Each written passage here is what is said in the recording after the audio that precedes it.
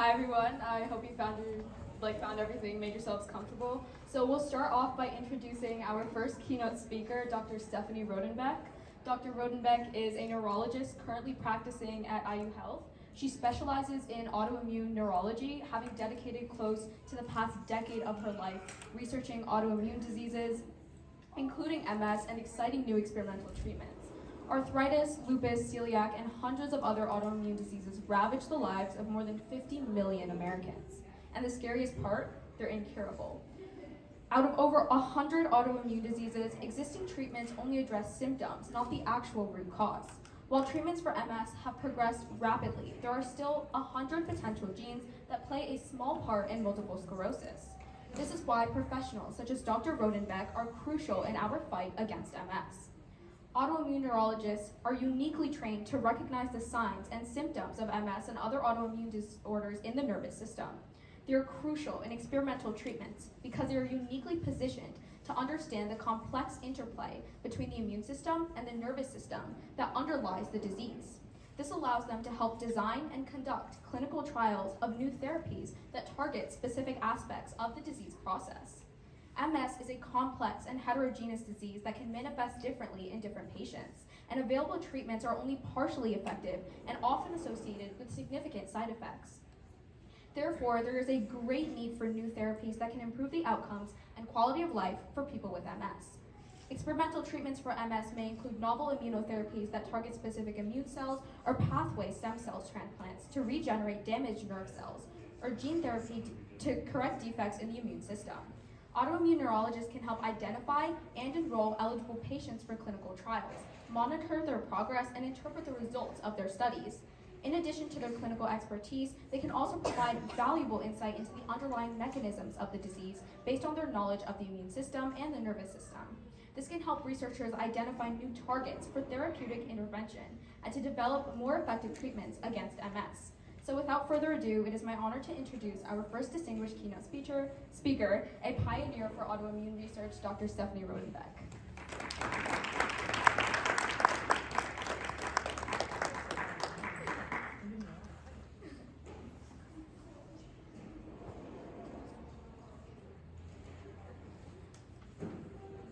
Thank you everybody for coming out today. I know it's surprise March snow.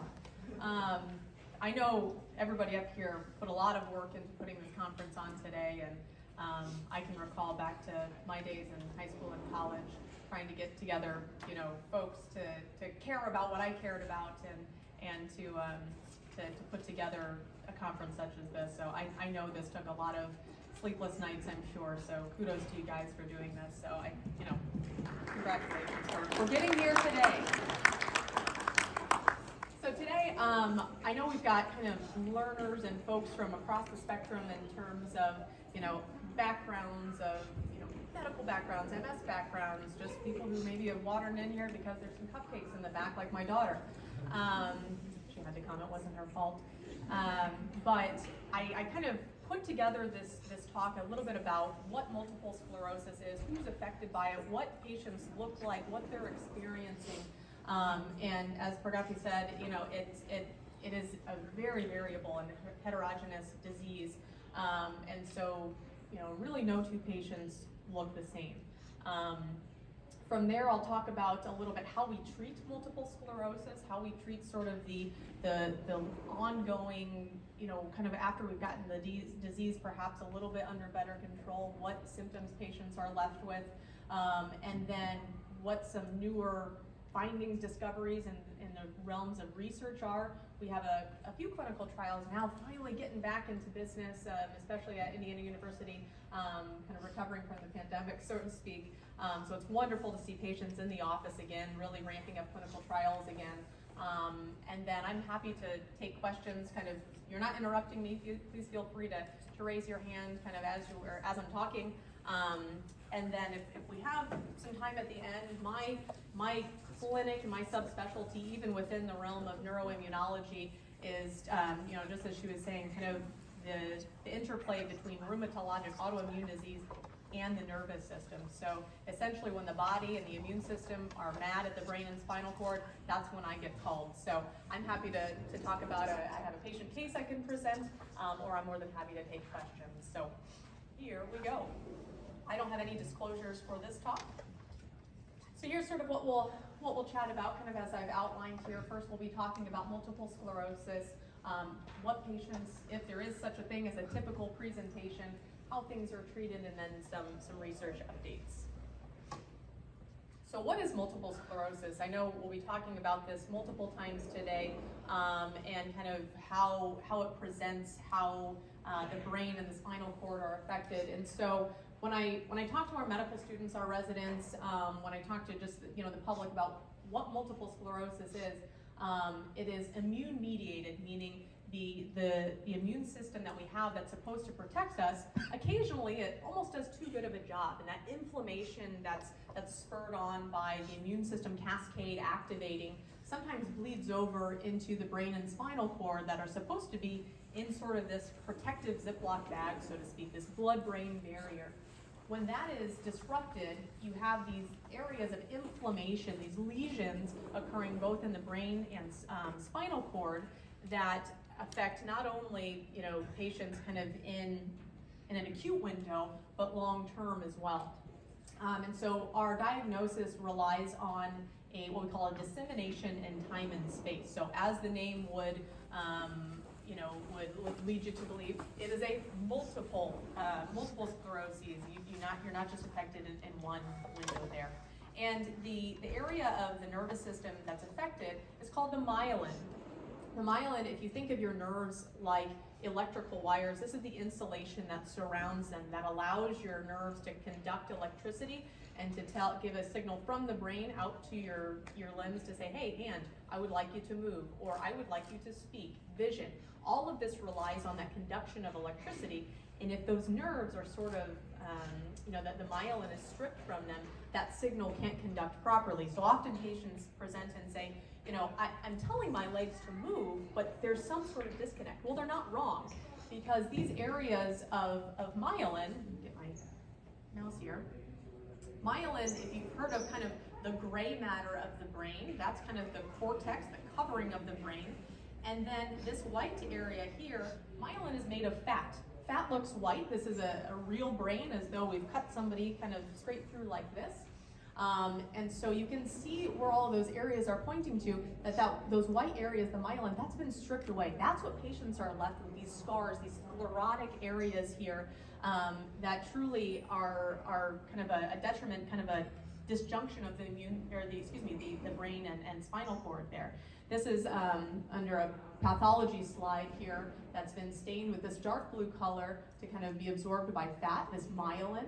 And you can see you're truly left with holes. And so that is a huge area of research, trying to be able to regrow those myelinated areas, because unlike the rest of the body, the nervous system does not like to repair itself. And so I often tell my patients and my students that if you can figure out a way to reverse this, you will be a trillionaire, because not only is multiple sclerosis a disease that's affected by processes like this, but spinal cord injuries, strokes, any damage to the nervous system, we need a better way to repair it.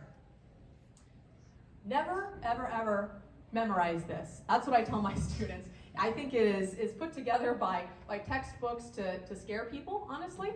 But this just shows just how complex the immune system cascade is into the nervous system. And so, they'll probably have to memorize it for a medical school examination or biology examination. But otherwise, let it go out of your system and be able to Google it. So, up here at the very top, this is this is a blood vessel. And so the brain, like every other area in the body, it relies on blood, obviously. And so we do need a little bit of interplay. But see that purple cell at the top, there is occasionally a breakdown in that defense between your systemic circulation, the bloodstream, and the nervous system that's supposed to kind of be sequestered away and protected and has its own kind of immune system properties to it. So when that protective Ziploc bag, so to speak, is broken down, you have this inflammation that's affecting various areas of the brain, but this talk, it's the myelin, right?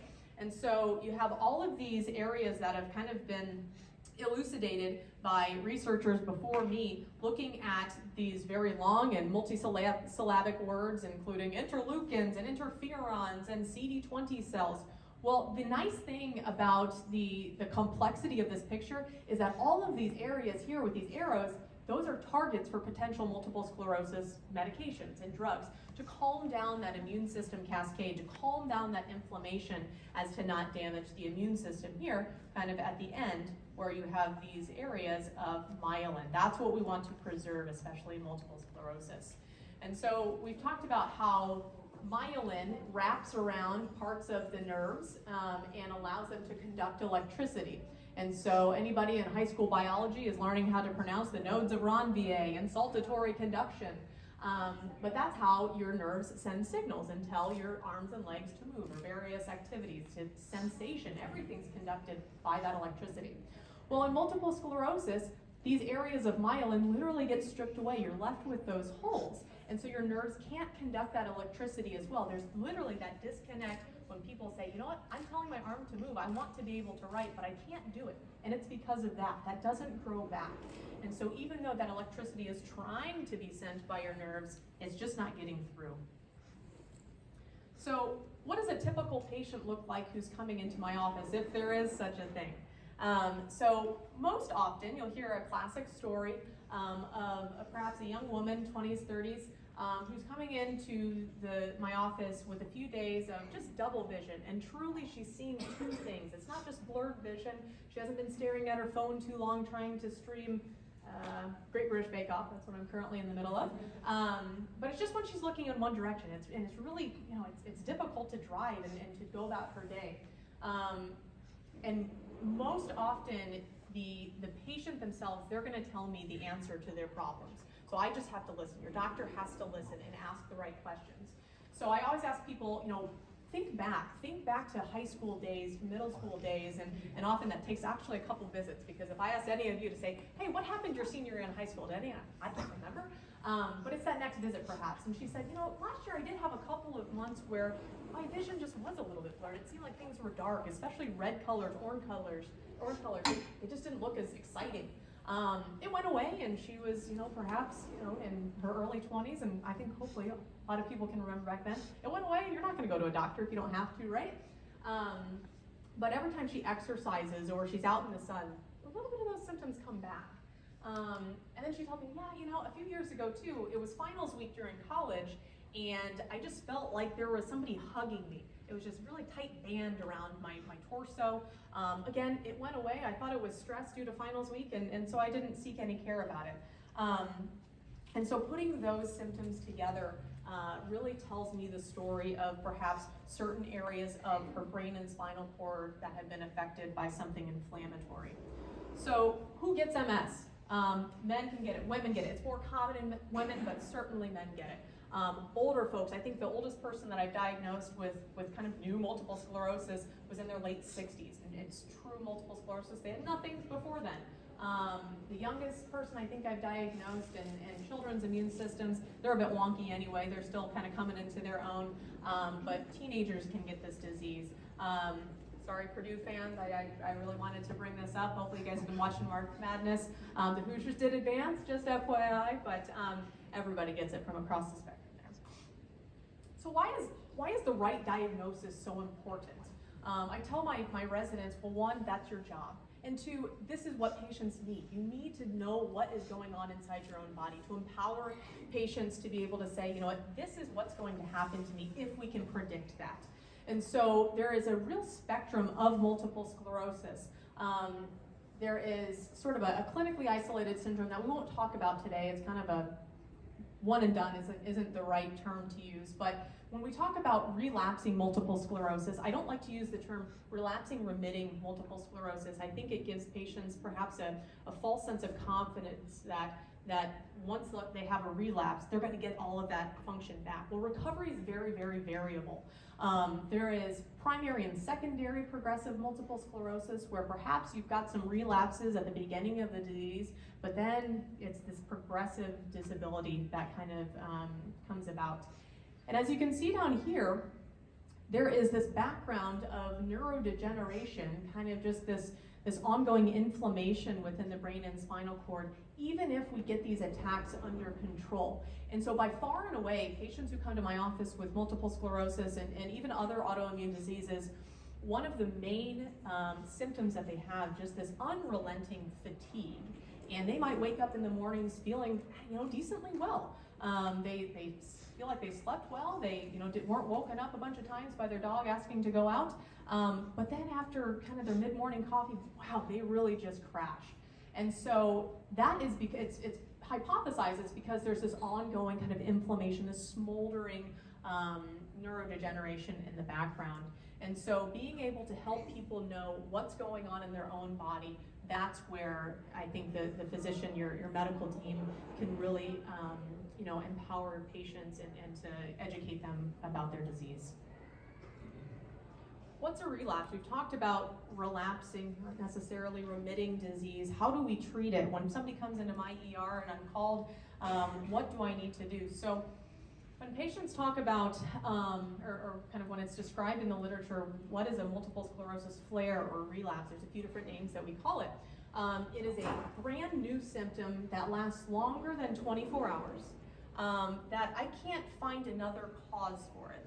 So I tell people, even though you have this chronic disease, you're still allowed to be a normal human being, right? Normal human beings get aches and pains, and if you sleep wrong on your arm, you're gonna wake up and it's gonna be tingly, right? Well, that's gonna go away. The things that come and stay, that's when I get worried, that there's new inflammation, new kind of perhaps stripping of the myelin in someone's brain or spinal cord. And so you may need an MRI to kind of evaluate if there's that new kind of inflammation within those areas. But first line, by far and away, steroids. Steroids are a very sort of a dirty drug, meaning that it affects lots of different areas of that inflammatory cascade. And so, especially before the pandemic, you were getting IV steroids, you were coming into my hospital for a few days. Especially during the pandemic, and since then, we know that some people can be treated with oral steroids. If you've heard of prednisone, that's the sort of the most common steroid that I use. The kicker is to kind of give the same dose. You have to take about 20 to 25 tablets a day, and so I tell people, I can keep you out of the hospital potentially, but you're sort of going to have prednisone cereal in the morning, and it'll keep you there, especially for folks in rural areas, for folks who may not be able to come to the hospital. Everybody has a different social situation, and whether you're less able to literally drive into the hospital, or you've got a bunch of kids at home and say, I can't be admitted for a few days. We really have a few ways to treat these relapses. The term pseudo-exacerbation too, we should talk about, because some folks say, you know what, I feel like I recovered fairly well from maybe my arm being weak or my vision going out, but now I've been in my hot tub and it's coming back. Well, if we think about that area that was previously demyelinated, that kind of insulation that was stripped, well, that's getting irritated again anytime the body increases by 0.5 degree Celsius, so not much. If you're going out for a run, if it's a hot summer day, if you're on vacation in Florida, any of those things can sort of re-aggravate that old area of injury. I liken it to an old hip injury, and anytime it rains outside, your hip hurts. Well, you're not hurting your hip again, it's that old injury coming back. The same thing can happen in multiple sclerosis, and people say, you know what, I thought I was done with this symptom, I thought I'd recovered. And it's just your body kind of getting stressed. So really any stress on the body, not just overheating. If somebody is stressed about finals week, or they had a couple nights of bad sleep because their child was sick, or they're sick themselves, a UTI is a big driver of these pseudo-exacerbations, and it means that somebody doesn't necessarily need steroids because it's that old injury coming back.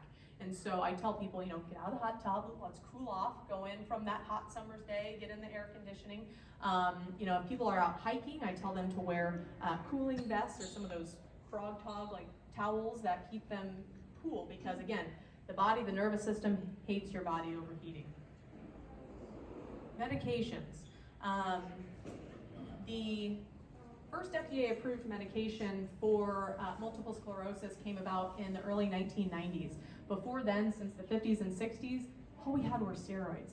And steroids, while they are good in an acute setting, they are terrible long-term. Anybody, I'm sure somebody knows somebody who's been on chronic steroids. It causes weight gain, it causes poor bone health, it causes people to overeat and just be irritable. And so in the early 90s, when some of these medications were approved, it was just a game changer for multiple sclerosis. Now there's over 20 FDA-approved medications, and it's a wonderful thing to have more emails in my inbox saying, hey, this one was just approved as well. So none of these are affordable, I should say. And I've been to Washington, D.C. a few times to kind of advocate on behalf of my patients, because all of these are thousands and thousands of dollars a year, and we really rely on pharmaceutical companies, the Multiple Sclerosis Society, helping our patients with these drug costs, just because for people who need these medications for life to calm down the immune system, we need a better avenue there. So I love when new drugs come out, but I feel like the longer the name, the more zeros they are after the cost there. So at the basis of treatment of multiple sclerosis comes with calming down the immune system, calming down that inflammatory cascade. And with that comes modulation of the immune system. So I don't take starting anybody on any of these medications lightly, right? Because you need your immune system to fight off any sort of infection. And so all of these medications most of them come with an increased risk of infection. The side effects are not terrible. I'll downplay that a little bit, but a lot of these are very well tolerated, truthfully. But it is starting a new medication. It is causing that suppression of your immune system. So not something I take lightly, but certainly the basis of treatment of multiple sclerosis. A lot of patients will come to me as well saying, I've been on 16 different medications and nothing works for me. That might be true, but I think, again, going back to educating people about what multiple sclerosis is and what it's not is very important, because what these medications won't do is heal something that's already been damaged. It's not going to completely reverse that hole that you're left with after that demyelination. The idea behind these medications is to prevent new inflammation, to prevent new relapses, new flares. And so that's really where I rely on these medications to calm down the immune system, to prevent things in the future, but it doesn't necessarily heal things. It does not heal things that have happened in the past. So perhaps once somebody started on one of these medications, they have gone from maybe multiple flares a year, and now they're okay. They're left perhaps with some older symptoms, but they're not having new flares as much. My goal is 0 flares, right? So, but you're still left with, this is the kind of cascade and options of medications that I hand out to my patients. But you're left with sort of needing to monitor your immune system still. The stronger the immunosuppression, the more efficacious ideally the medication is, but the more we need to monitor things, because I don't want to completely wipe out your immune system. You still need something. But I call it the burden of therapy, lab draws, kind of monitoring if you do have an infection, pausing if things get a little bit too out of line. In addition, vitamin D is a vital kind of part to MS therapy. We know low vitamin D levels, just about everybody has low vitamin D. Low vitamin D levels don't necessarily cause multiple sclerosis, but we know people who have low vitamin D and multiple sclerosis tend to do a little bit more poorly. And so almost everybody in my clinic is on vitamin D. After we've calmed down the flares, people are still left with symptoms. That fatigue I was talking about, difficulty swallowing, bowel and bladder dysfunction, sexual dysfunction, mood dysfunction. Potentially after weakness, you get spasticity, that tightness, that pain that comes with those nerves being stripped of their myelin. And so that's really after we've gotten somebody on a long-term medication, where a lot of my visits kind of just focus on is, what else can we help you do? What were you able to do before that you can't do now, and how do we, I can't make people fly. You may not get back to skydiving or scuba diving, but how do I help you get to the grocery store? How do I help you get up and down your stairs, or to be able to take your dog out for a walk? Things like that kind of put in very practical goals, and if it's medications that can help you get there, I think it's worth talking about them. I don't like to push pills onto people. It seems like we've got a pill for every single little ache and pain. But if it's, you know, prohibiting you from doing some of the things that you really want to do, that's really where I want to focus on my visit. So we have lots of options there. Some research updates. The ACTRIMS conference, the Americas Conference for sort of Innovation, Treatment, Research of Multiple Sclerosis just finished, and all of their abstracts are online for free. So this was actually a paper that just came out of Italy that looked at stem cell transplantation in people with secondary progressive multiple sclerosis. And so I will kind of highlight this here, in that not everybody is a candidate for stem cell transplantation. But it makes sense kind of at the baseline that if your immune system is the problem, let's take it out and give you a new one. And so they looked at 79 patients with active secondary multiple sclerosis. They're having flares, they're having ongoing inflammation despite therapy, and they did a stem cell transplant. Almost 2,000 patients they were compared with on sort of standard disease-modifying therapy, those immunosuppressive medications. And they looked at time to first confirmed disability progression. It's sort of a physical examination scale that they used. And that was significantly longer in transplanted patients, meaning that about 2/3 of patients who were transplanted remained free from their disability progression when they sort of closed the study at 5 years. They're continuing to monitor these patients. That's a pretty eye-opening number, especially for these patients with secondary progressive multiple sclerosis. That's just very, very difficult to treat. But I will say it doesn't come without risk. That was a really neat paper. If anybody, I'm sure everybody here listens to the neurology podcast. That was something that came out in the last couple of weeks, and it's worth a listen on your commute. This came out of the ACTRIMS conference that I was just talking about, looking at one of our medications called ozanimod at cognitive processing speed. And so, like I talked about, just fatigue, just crippling a lot of patients, kind of that cognitive slowing. I'll say the term, even though it's the bane of my existence, brain fog. That's very difficult to kind of pinpoint what exactly brain fog is, but it's that slowness, it's that disconnect where you're reading a book and you're reading the paragraph, but kind of it just doesn't settle in. Or you're reading a recipe and you just get confused and you say, well, why did I add a cup of salt? That doesn't make any sense, unless you're my husband. But ozanimod is one of our oral medications, and they compared it to one of our older medicines, one of the injections called an interferon. And a statistically significant number of folks who were taking ozanimod compared to the interferons improved on this test of cognitive speed. And so that was a wonderful thing to see, and something that, again, is difficult to treat with supplemental medications. And so if we could sort of treat everything all in one as we're calming down the immune system, this would be a great sort of side benefit. This is a study that we are, I'm really excited about.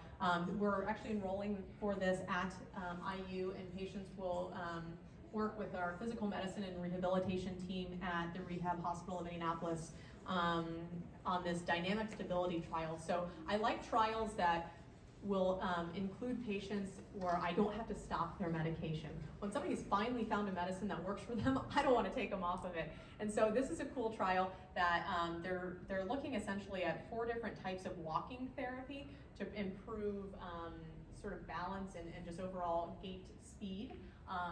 And so it's sort of a lot to ask patients to come in multiple times a week potentially for physical therapy. But this trial, I think, will be a really, really neat study to look at just how, kind of what physical therapies, what little things can they do in physical therapies to help patients walk a bit better. And then this is something that I'm just excited about, and I talked about autoimmune encephalitis. If anybody has read the book Brain on Fire, this is sort of MS adjacent. But my colleagues, where I did my fellowship in Utah, they just got FDA funding for this Extinguish trial, and they're using this medication called inebilizumab, which calms down one of those pathways in that super complicated picture that I showed you. but it's a sort of an antibody, an abnormal protein that is affecting certain areas of the brain. It can affect the spinal cord as well, but we don't have a treatment for it. We don't know what works. We know steroids help it, but like I said, I don't want to keep somebody on steroids forever. And so this is something that I hope to see more of in the future, but you know, certainly something that that is really needed in the autoimmune community. So I'll pause there. I wasn't sure how quickly I would roll through that. I can present a patient with some autoimmune encephalitis, but I'm also happy to answer any questions, or I can be quiet and we can go on to the next speaker. So thank you.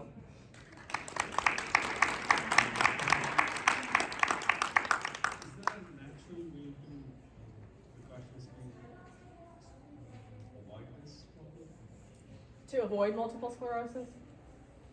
No, when I get asked a lot, why did this happen?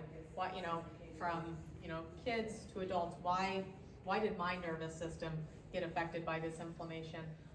We know that there are certain genetic factors that go into multiple sclerosis. We don't have exactly a blood test to say, yes, this is your percentage likelihood of getting multiple sclerosis. About 1 in 1,000 people, just in the general population, have MS. We know that there is a geographic distribution.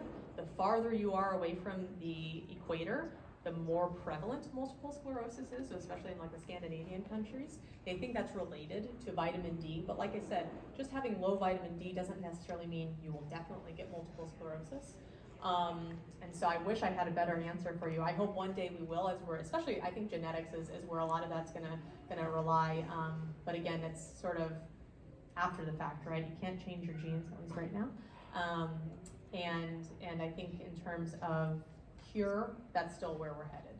That way, even if we can't prevent it, how can we completely stop it in its tracks and not have to suppress somebody's immune system for their whole life? So I hope in a few years I will have a better answer for you. So I read a lot about having mono being related to having MS. I had a bad case of mono when I was a teenager. I know there's still no vaccine for that.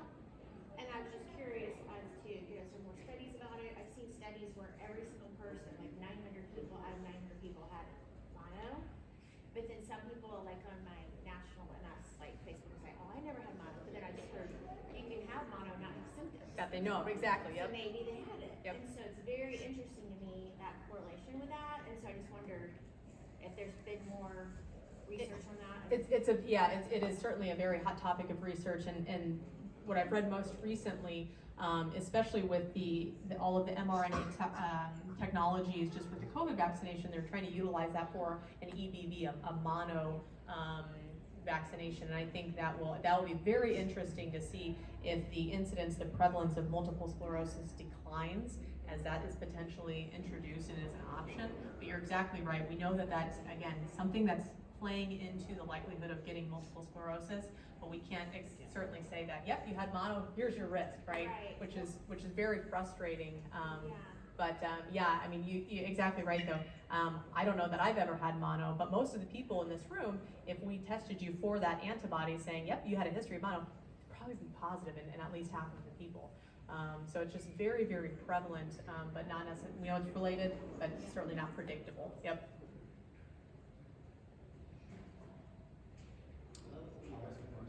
From your perspective, working in this field, how far away do you feel like we are from really being able to repair repairing the damage on those stem cells? There's so much exciting stuff going on in research. It gets me pumped up when I hear about new breakthroughs. I just read about something the other day from UVA, research breakthrough there with reducing inflammation. Where do you think we are with myelin? How far? I think we're still at least years away. In terms of the stem cell transplantation, I agree that I remember in high school, that was something I was super excited about. It's like, those cells can become anything. And I think the sort of hurdle that they're trying to overcome right now, I think that is step number one, is to figure out just how much they need to ablate the existing immune system. When I work in the hospitals, I work a little bit more than half the time on the inpatient service, and I work at the Simon Cancer Center and University Hospital downtown, where they do a lot of stem cell transplants for cancer. And for those folks, they essentially wipe out the entirety of the immune system and kind of try and transplant and get to grow back.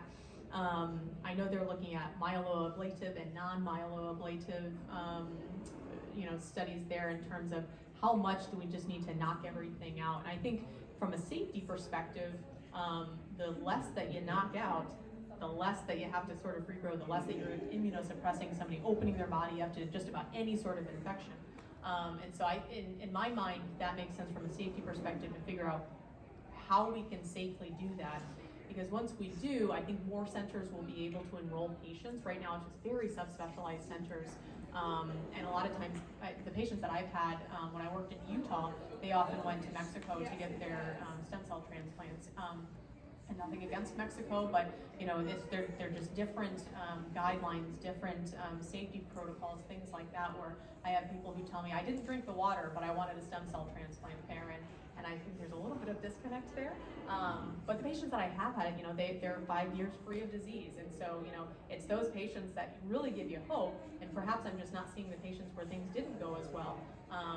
But I think we're at the very least years away, but I think that's the first step that I see that we need to clarify is just from a safety perspective, how much we need to ablate things.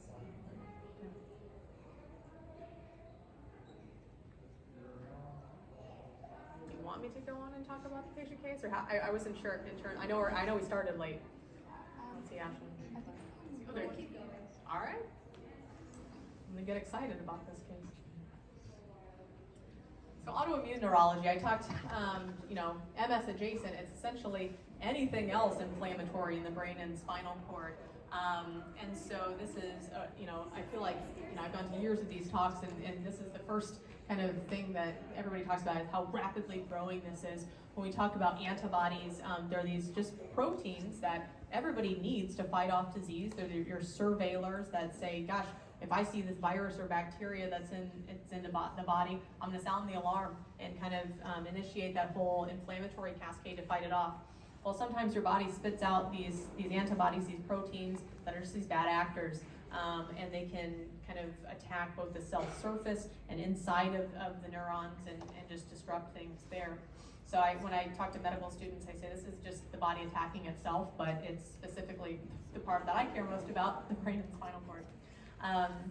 And so we've talked about kind of demyelinating disease here with multiple sclerosis. There's some diseases that are sort of under that umbrella, but certainly different. But certainly we have cognition, kind of autoimmune dementia, these movement disorders, these seizures. Cancers can sort of overlap with autoimmune processes. But essentially any other kind of body system, it can kind of bleed over into inflammation within this nervous system. And so this was a patient that I saw in my fellowship.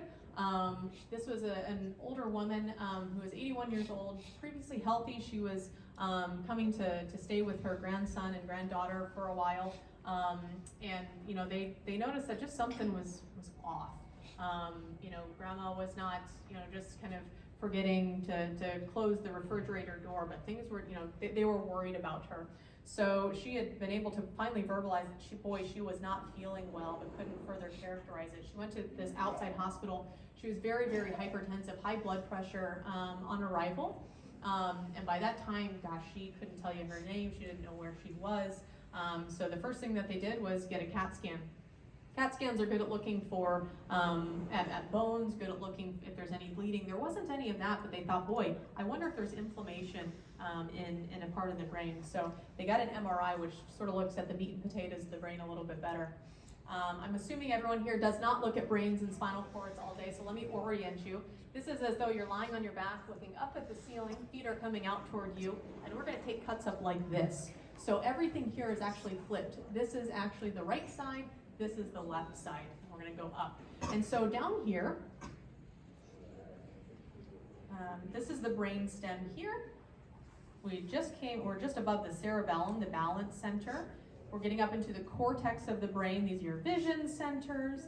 As we go through here, here's some speech centers here. And all this black area is supposed to be there. That is where the spinal fluid lives. And as you can see, watch this area here. You'll notice that it's just brighter than the area around it. Can everyone appreciate that? I know that the sun's coming right in on this. But this area here, in what what everyone calls the hippocampus, that's your memory center. That is kind of, it's involved in pathways that regulate emotion and just kind of, the interplay between memory and emotion and what makes you you. And so the radiologist says, gosh, inflammation in this area sometimes is related to HSV, herpes virus, encephalitis, inflammation in the brain. But sometimes it can be called limbic encephalitis, the body attacking itself, autoimmune encephalitis. So she got transferred to our hospital. We talked about where those antibodies can affect, and some antibodies, those abnormal proteins, can affect the cell surface and just change the way that the cell is working. Other antibodies can actually dysregulate the immune system such that it's your own body that's destroying the cell from within. It's not just kind of taking over the mechanics of the cell, it's destroying it. And so that, when it's destroyed the cell, like I said, we can't really reverse that. And so I feel like we discover new antibodies every few weeks, every few months. NMDA, because of that book, Brain on Fire, I think is the most well-known, most popular, so to speak. But you can see here just how many of these can cause, itis means inflammation, encephalo means brain. And so inflammation of the brain and spinal cord, inflammation of the brain, inflammation. So we send these really long and kind of comprehensive panels. And so her spinal fluid did not show any evidence of infection. It was very, very bland. That's exactly what you want. You want pristine, really nothing in the spinal fluid, because like I said, it should be blocked off, sequestered from the rest of the body's immune system. But she had a positive antibody that's called LGI1. It essentially changes the way that one of the potassium channels works to allow these nerves to fire. And so this isn't her, but this is essentially the types of seizures she was having. Let's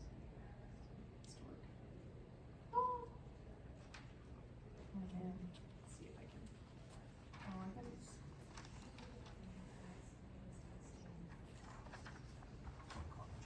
Anybody know how to do this? Is it because, let me try and put this just in here.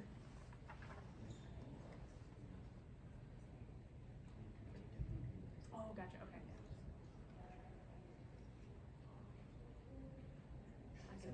I can act them out if I need to.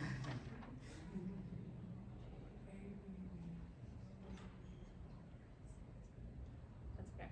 So this antibody causes a very very unique type of seizure called a fatiobrachiodystonic seizure. So essentially, this woman was having hundreds of seizures a day and sort of just interrupting her conversation, and she would kind of freeze up like that and then go about her day, but then it would happen again. And you can imagine how disruptive, how annoying that would be, and they're true seizures. But fortunately, after we discovered that antibody, like I said, pretty much everything in the autoimmune world, how do we treat it? We treat it with steroids. So she got a few days of an IV steroid, and then she got something called IVIG. This is also sometimes used in multiple sclerosis. It's essentially a pooled blood product of hopefully some good antibodies that you're introducing into your immune system that sort of hopefully will outweigh the bad antibodies. I call it chicken soup for the immune system. We're not really completely sure how it works, but boy does it. Insurance companies don't like it because it works so well, I feel like, but it's expensive. But I'm always happy to fight insurance companies. Hopefully no one here I had to call and be upset with. But that completely reversed kind of things that were ongoing. After a few weeks, her memory, her cognition were improving. She was back to being grandma, and those seizures certainly stopped. She was started on a medication called rituximab that in kind of older days that was occasionally used in multiple sclerosis, but it kind of calms down one of those very specific areas of the immune system, and she did great. So there's not a lot of things in neurology where you're satisfied to the point where, yes, we've gotten that to completely go away and pat ourselves on the back.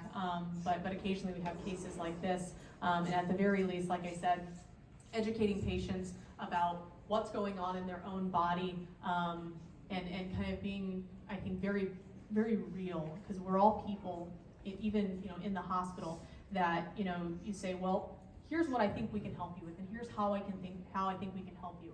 But if I can't help you, I'm going to tell you that, and I'm going to say, this is what we're working on. These are the things I think we can do. This is why these things are happening.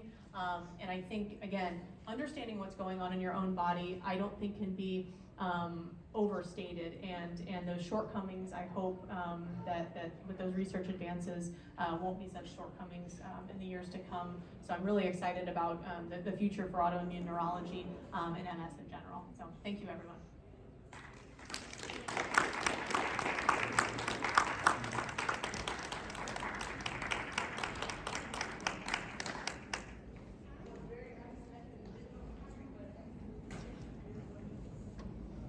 Turn it on, so hopefully it turns back on.